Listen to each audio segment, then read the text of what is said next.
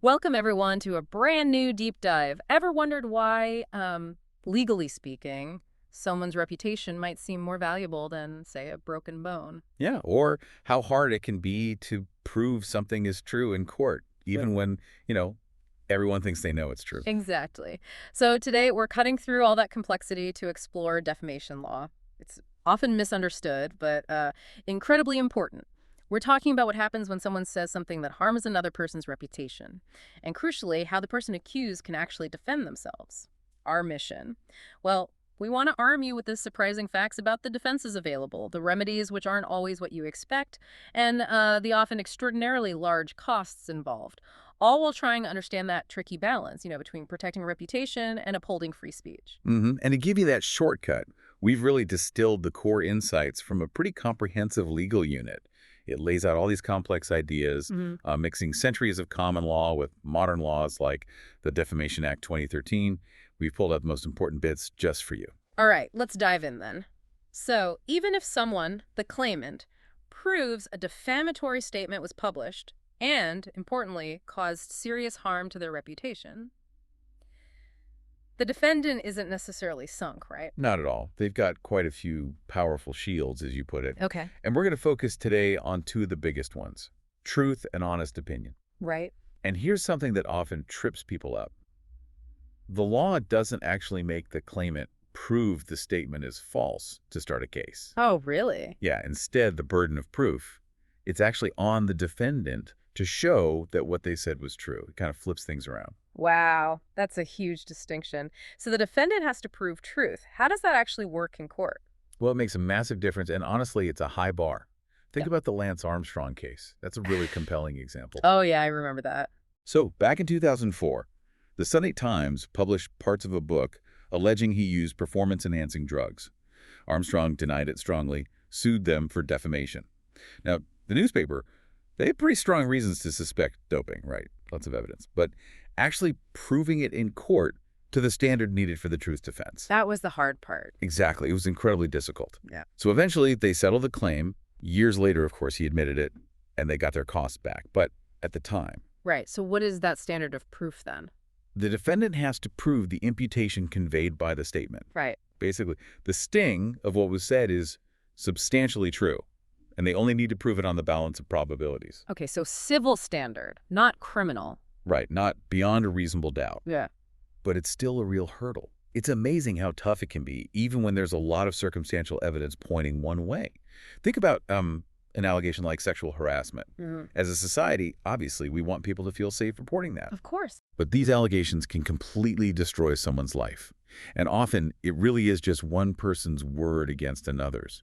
So putting the burden on the defendant means they have to prove something that's notoriously difficult, sometimes without, the resources of a police investigation. Yeah. It really shows how the law is trying to balance these competing interests. That Armstrong example definitely highlights how challenging proving truth is, even when the suspicion is strong. So, okay, if proving truth is such a high bar, what other options are there? If someone can't definitively prove it's true, but still feels they had a right to say what they said. Yeah, that's a great question. It's a whole different ballgame, actually. Okay. And that brings us to the second major defense, honest opinion. Now, this one has a long history. It used to be called fair comment under common law, Right? but it's now in the Defamation Act 2013. And the key thing here, the really crucial thing, is it's not about proving truth or even fairness, really. So, what is it about them? It's about the fundamental right to express your point of view. There's a famous quote from Lord Nichols in the Reynolds case. Mm-hmm. He said, "The true test is whether the opinion, however exaggerated, obstinate, or prejudiced, was honestly held by the person expressing it." That really gets to the heart of it. Okay, so it's about genuine belief, even if it's a bit out there. But surely it can't be just anything goes, right? Just shouting, "It's my opinion." Exactly right. No. The law has some pretty specific tests to make sure it is actually an opinion you're expressing and not just dressing up an accusation as one. Ah, okay. Like what? Well, first, the statement has to be one of opinion, not fact. Seems simple, maybe, like the grass is green, that's fact. The grass looks nice, opinion. Okay, makes sense. But in court, that line gets really blurry, really fast. It's not just what you thought you meant, it's how the court sees it. Take the Umair v. Nukama case. Mm-hmm. The defendant accused the claimant of having forged receipts. Now, the defendant honestly believed they were forged, but the court said, hold on, saying something is forged, that's a flat statement of fact. It wasn't presented as an opinion. So the defense failed. Wow, so the wording is critical. Absolutely critical. Then second, and this often surprises people, the statement has to somehow indicate the basis of the opinion. Indicate the basis. What does that mean? Like list all your evidence? So, not necessarily list everything out, but you need to give the reader or listener some clue, even generally, about the facts you're basing it on. Lord Phillips talked about this in Spiller v. Joseph. He said, look, you can't just call a barrister a disgrace to his profession and leave it at that. You need to hint why. Is it because they're dishonest? Always late? Something. Give some context. Gotcha. So you can't just throw out insults without some hint of the reasoning. Pretty much. And then the third element is, could an honest person, looking at the facts that were known at the time, have actually held that opinion? Ah, so it's not just about my honesty, it's objective too. Exactly. It's an objective check. The Berkey v. 7030 case is a perfect example. A claimant sued this exclusive dating agency, then left a really scathing one-star review, Right. called it a scam, claimed it had no database. Now, she did manage to prove the agency had misled her about how many eligible men they had. Okay, so she had some factual basis. She did. Yeah. But could an honest person, based on that fact, misleading advertising, jump to the conclusion that it was a scam run just to fraudulently enrich the owner, or that it had no database? Probably a stretch. The court thought so too. The opinion was too extreme for the facts she could actually point to. So again, the honest opinion defense failed. That really clarifies it.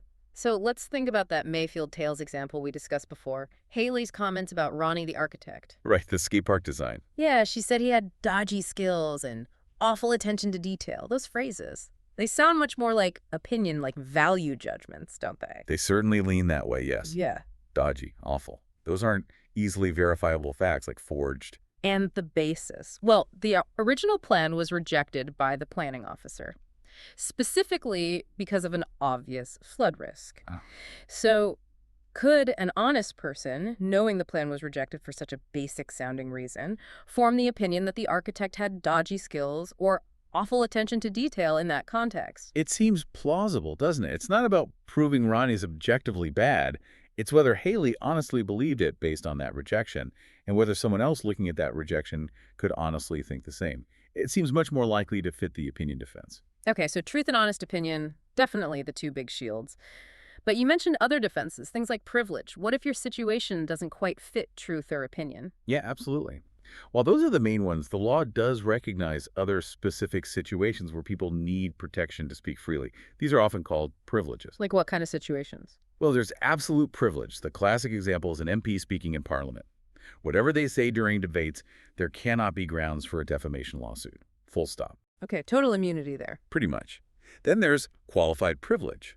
This covers situations where someone has a legal, social, or moral duty to communicate something to someone who has an interest in receiving it. Like, say, a charity treasurer discovers a volunteer has been stealing from the collection box.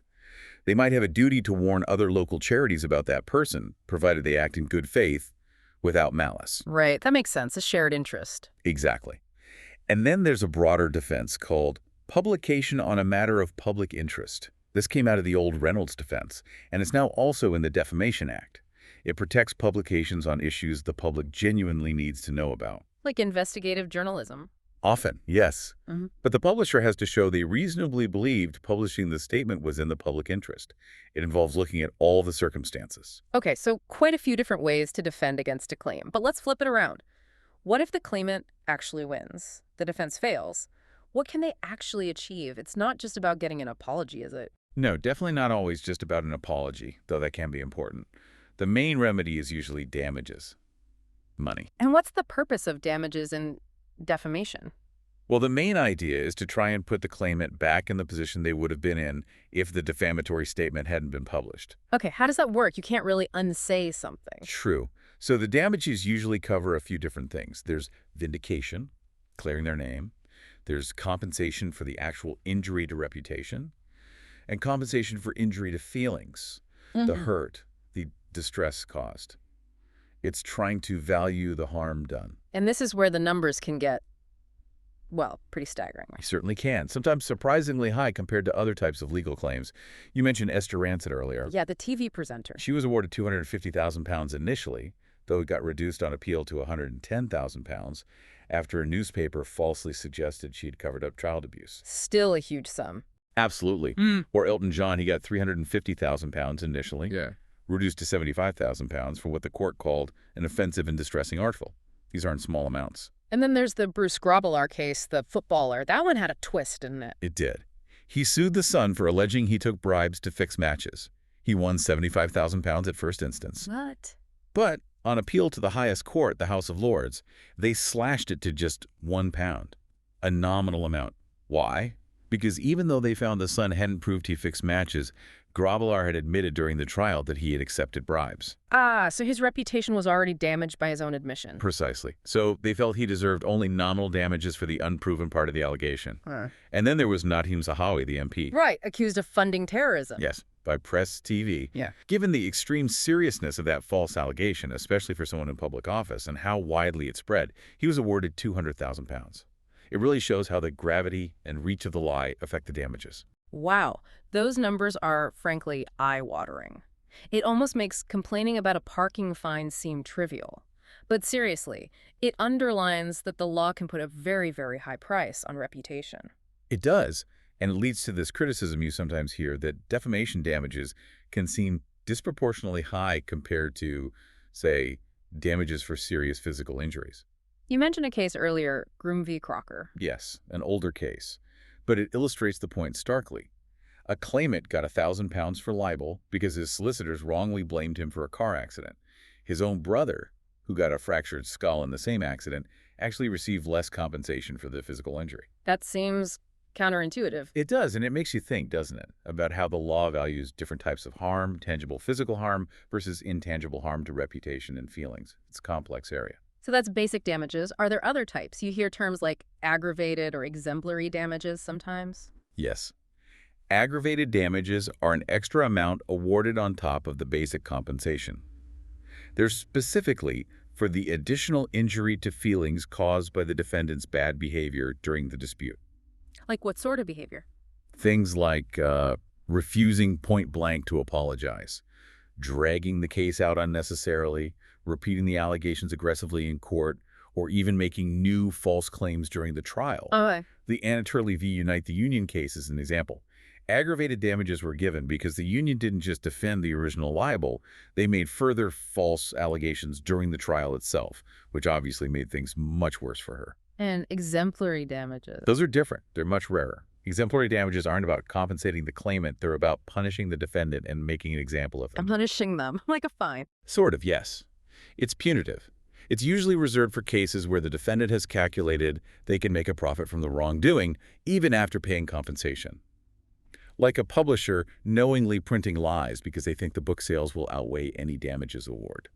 The Broom v. Cassell case touched on this.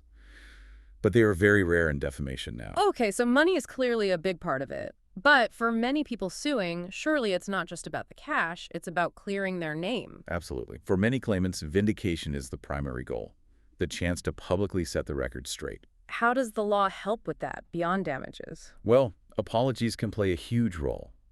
A timely, sincere apology can significantly reduce the amount of damages awarded, and it gives the claimant that public acknowledgement. Right. Plus, you can have statements read in open court, formally correcting the record. And the Defamation Act 2013 introduced a power for the court to order the defendant to publish a summary of the judgment. Publish it where? Ideally, to the same audience that saw the original defamatory statement. So if it was in a newspaper, the summary might be ordered to be published in that same paper. Makes sense. What about online stuff? Tweets? Facebook posts? That's much trickier. The Munir v. Wood case showed the difficulty. A defamatory tweet went viral. The court acknowledged the power to order a summary published, but basically said, how could we possibly ensure a summary reaches the same huge dispersed audience as the original tweet? It found there was no effective way to do it in that case. Yeah, I can see the challenge there. Okay, so apologies, statements, maybe summaries. What about stopping the statements altogether? Can you get a court order for that? Yes, you can't seek an injunction. That's a court order prohibiting someone from publishing or repeating defamatory statements. Right. But I've heard courts are reluctant to grant these, especially before a trial, like an interim injunction. That's absolutely right. Courts are extremely cautious about granting interim injunctions in defamation cases, ones that stop publication before the case has been fully heard and decided. Why is that, if something's clearly false and damaging? It goes back to freedom of expression. There's a core principle, famously stated in Green v. Associated Newspapers. In this country, we have a free press. Our press is free to get things right, and it is free to get things wrong. Okay. The courts are very wary of imposing prior restraint stopping speech before it happens. They don't want to muzzle the press or individuals too readily. An interim injunction could stop the publication of something that might later turn out to be true, or valid opinion, or in the public interest. Imagine stopping an expose about a politician just before an election. Yeah. That's a powerful argument for caution. So generally, they'll only grant an interim injunction if it's clear the statement is untrue and there's no viable defense. It's a high bar. Okay, that makes sense. Now, building on injunctions, what about this really controversial thing, super injunctions? What exactly are they? Yes. Uh-uh. Super injunctions are basically it's injunctions Plus what? plus secrecy. A normal injunction stops you publishing specific information. A super injunction stops you publishing the information, and it stops you from even reporting the fact that an injunction exists. Wow. So you can't even say, I can't tell you about X because of a court order. Exactly. Total blackout. Very controversial. Wasn't there a big case involving one of these? Trafigura. Yes, the Trafigura case is the classic example. An oil trading company was accused of dumping toxic waste in Africa. They obtained a super injunction to prevent the Guardian newspaper from reporting certain details, including a parliamentary question about the issue. A parliamentary question, but surely MPs can talk about things. They can, and that's how it unraveled. An MP, protected by parliamentary privilege, mentioned the question in Parliament. News spread like wildfire on Twitter, #Trafigura. The super injunction became basically pointless and was quickly varied. So the secrecy backfired. Massively. And it really sparked a huge debate about transparency, open justice, and whether these super injunctions were being used by the rich and powerful to gag legitimate reporting. It raises big questions, especially now with information spreading so fast online. Definitely. Okay, so we've covered defenses, remedies. But looming over all of this is the cost. You mentioned extraordinarily large costs earlier. Just how expensive can defamation cases get? Honestly, astronomically expensive. Yeah. Defamation is widely seen as one of the most expensive types of litigation there is. Why is that? What makes it so much more costly than, say, a contract dispute? Several things, really. First, you usually need highly specialized lawyers, QCs, who charge accordingly. Second, the amount of evidence involved can be enormous, especially if the defendant is trying to prove the truth of complex allegations. Think of all the disclosure witness statements. And third, the funding arrangements can add complexity. Things like no-win, no-fee agreements, conditional fee arrangements, or CFAs. If the lawyer wins, they might get a success fee on top of their normal costs, which bumps up the overall bill significantly. And all these high costs, they must have consequences beyond just the parties involved. Absolutely. This leads to what's called the chilling effect. The chilling effect. Yeah. The sheer cost and the risk creates what lawyers call an inequality of arms. Basically, big corporations or very wealthy individuals can afford to launch or defend defamation claims much more easily than, say, investigative journalists, small campaign groups, academics, or even just ordinary people. So they can use the threat of huge legal bills to silence criticism. That's the concern. People might be pressured into withdrawing statements they genuinely believe are true or apologizing for things they stand by simply because they can't face the financial ruin of fighting a case. And that means important information might never come out. People self-censor. Exactly. They might just decide it's not worth the risk. So stories don't get written, criticisms aren't made, even if they're valid. And adding to that risk is the loser pays rule, right? Yes, the traditional rule in England and Wales is that costs follow the event, meaning the losing party usually has to pay a large chunk of the winning party's legal costs as well as their own. So you could win your case but still be ruined. Well, you could lose and be ruined very easily. Think back to Grobbelaar. Ah, yes, he technically won £1. But because he lost on the main point about bribery, and the newspaper had therefore largely succeeded in its defense, he was ordered to pay not only his own costs but also the Sun's costs, which were enormous.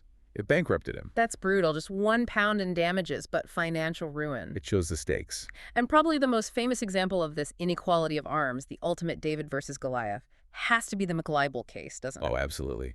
McDonald's Corporation v. Steele and Morris, a landmark case. Remind us what happened there. Two environmental activists, Helen Steele and David Morris, were handing out leaflets critical of McDonald's, things about nutrition, employment practices, environmental impact. Just leaflets. Just leaflets. McDonald's sued them for libel. The activists had very little money, no access to legal aid for defamation back then. So they had to represent themselves against McDonald's army of top lawyers. How long did that go on for? Years. It became the longest trial in English legal history at the time. McDonald's actually won on many points in the UK courts. But that wasn't the end of it. No. Steele and Morris took their case to the European Court of Human Rights in Strasbourg, and they argued that the sheer imbalance, a massive corporation versus two individuals with no legal aid, breached their human rights. Specifically, their right to freedom of expression and right to a fair trial. And the European Court agreed. They did. They found that the lack of legal aid and the massive inequality of arms had breached their rights. It didn't overturn the UK libel findings, but it was a huge moral victory and highlighted the systemic problems with costs. And the costs were just staggering, weren't they? Unbelievable. McDonald's reportedly spent around $10 million on legal fees. Steele and Morris obviously spent next to nothing, representing themselves. It just perfectly illustrates that true cost of justice and how prohibitive it can be. And we still see this playing out today, right? Even in very high-profile, almost celebrity cases. Definitely. Think about the Rebecca Vardy v. Colleen Rooney case. The Wagatha Christie trial. How could we forget? Exactly. It captured everyone's attention. But the judge, right at the start, urged them strongly to settle, specifically pointing out the extraordinary large costs that were building up on both sides. But Vardy decided to push on. She did. She pressed ahead with the claim, ultimately lost, and the judge came down hard on the costs. She was ordered to pay a very large percentage of Rooney's costs, estimated at well over £3 million in total when you add her own. 3 million. And part of the reason the costs order was so high against her was punitive.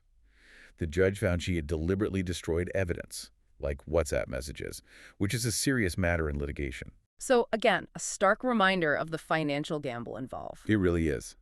Deciding to sue, or even deciding to defend a defamation claim, it's a huge risk. And sometimes, even if a claimant wins, their reputation might have actually suffered more damage during the court case with all the mudslinging and public scrutiny than it did from the original statement itself. Yeah, the process itself can become the punishment almost. Sometimes it feels that way. The glare of the spotlight during litigation can be intense. So as we wrap this up, it really feels like defamation law is just this constant, delicate balancing act, doesn't it? It really is. You're constantly weighing the fundamental right to protect your reputation, your good name, against the equally vital principle of freedom of expression, the right to speak freely, to criticize, to publish information, even if it's uncomfortable for some. And the stakes are really high if that balance is wrong? Incredibly high.